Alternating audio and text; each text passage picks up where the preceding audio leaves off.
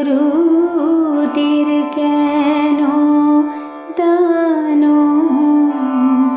অত্যন্ত দিব্য আর মহান, যে জ্ঞান কভু না হয় সীমিত, সুভক্ত জানে তার মহত্ব।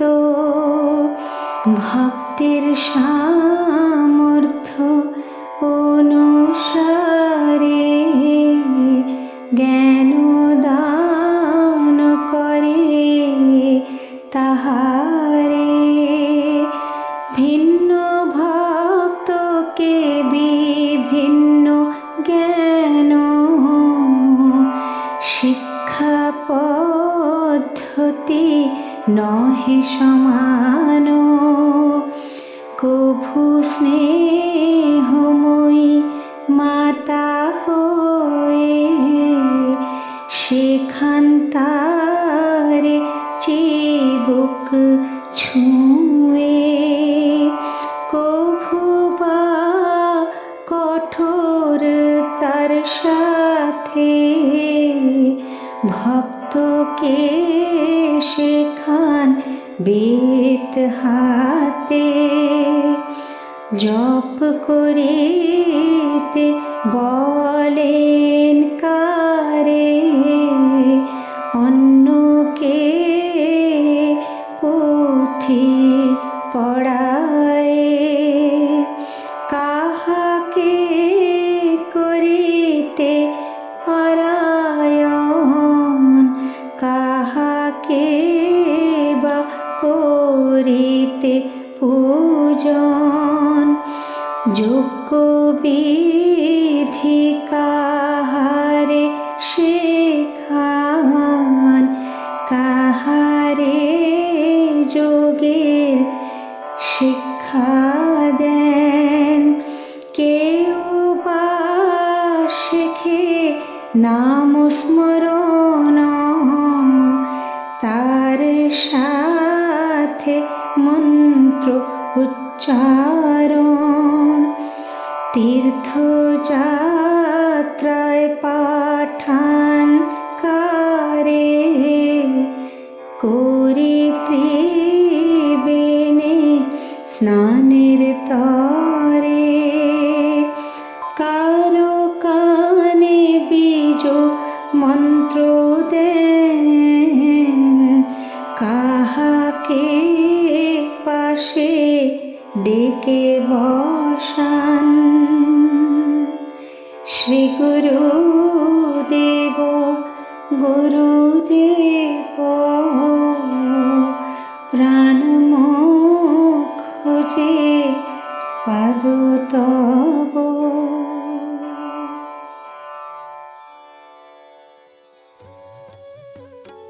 শ্রী গুরু ভাগবত দ্বিতীয় খণ্ড, মূল রচনা ডক্টর চন্দ্রভানু শতপথী,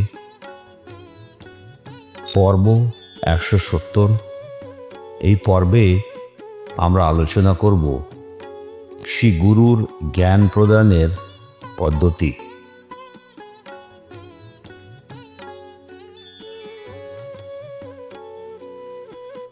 বিশ্বের সদ্গুরুর প্রতি এবং যারা প্রকৃত অর্থে জ্ঞান প্রদানে সহায়ক ভূমিকা পালন করেছেন তাহাদের সবাইকে আমাদের প্রণাম জানাই।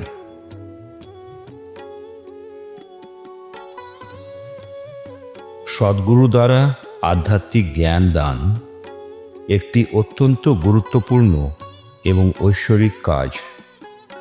এই ধরনের আধ্যাত্মিক জ্ঞান সীমাহীন এবং একজন ভালো ভক্ত এর মহত্ব ভালোভাবে বুঝতে পারে।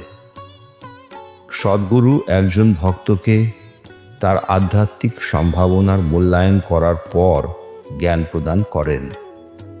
বিভিন্ন ভক্তকে বিভিন্ন ধরনের জ্ঞান প্রদান করা হয় এবং শিক্ষার পদ্ধতিও সেই অনুসারে পরিবর্তিত হয়। সদ্গুরু কখনো ভক্তের গাল চেপে স্নেহময়ী মায়ের মতো শিক্ষা দেন, আবার অন্য সময় শাস্তির জন্য তিনি তার হাতে লাঠি ধরে একজন কঠোর স্কুল শিক্ষকের মতো ভক্তকে পড়ান। কখনো বা তিনি একজন ভক্তকে ধ্যান অনুশীলন করার নির্দেশ দেন, আরেকদিকে তিনি কিছু অন্যদের ধর্মগ্রন্থ পড়ার পরামর্শ দেন।